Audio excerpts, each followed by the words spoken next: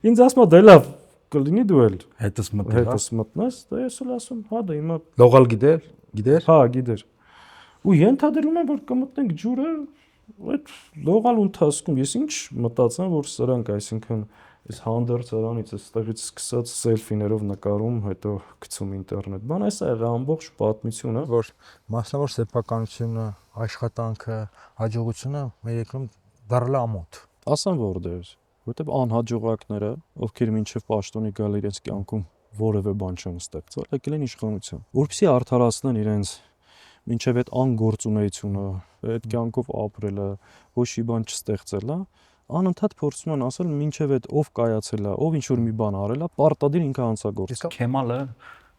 նամակա գրում, ասում է եկեք խոսանք, բանանենք, կապեր հաստատենք, առաջին հանրապետության ղեկավարությունը ասում է գնացեք, մենք սա Սևրի պայմանագրով 160,000 ենք դառնում։ Լսեք, հիմա շարունակենք ասելու ես, բայ երեք թուրքերի հետ այդ էլ ենք ասելու, բայց Նիկոլ Փաշինյանը ոնց որ նույնն է, չէ՞ անում, գալիս է կարգավորման պլանը, Լավրովի պլանը, ասում է ես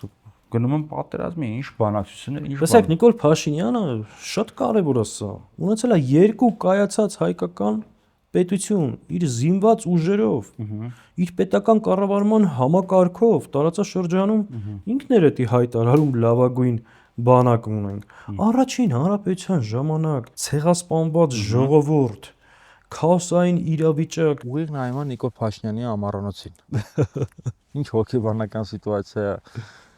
Ուղիղ քաղաքական հակառակորդին ինչ իր հետ առնչվում է, դա լավ էմոցիաներ չի բերում, էլի։ Հեռադիտակով նայում եք իրար։ Չէ, այդ սա։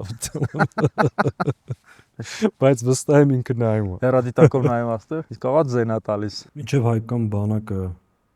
կտրուկ հակահարված չտա, նրանք բանակցության սեղանի չեն նստի։ Հարցրեցի, ես եմ հարցրել, ասեցի, իսկ բանակը ի վիճակի է հակահարված տալու։ Չէ, ասեցի բանակի հետ քննարկել եք, ինքը ի վիճակի է այդ հակահարված տալու, ասես բանակի հետ պետք չի քննարկել։ Բառացի եմ ասում։ Ասես բանակին պետք է հրահանգել ու ինքը պետք է անի։ Փող որտեղից ուսանողին։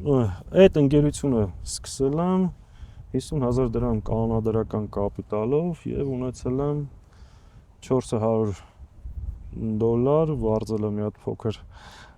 սենյակ 2-3 ընկերով սկսել են գործունեություն։ Ռոբերտ Քոչարյանի հետ շատ հաճախ փորձում են ներկայացնել, որ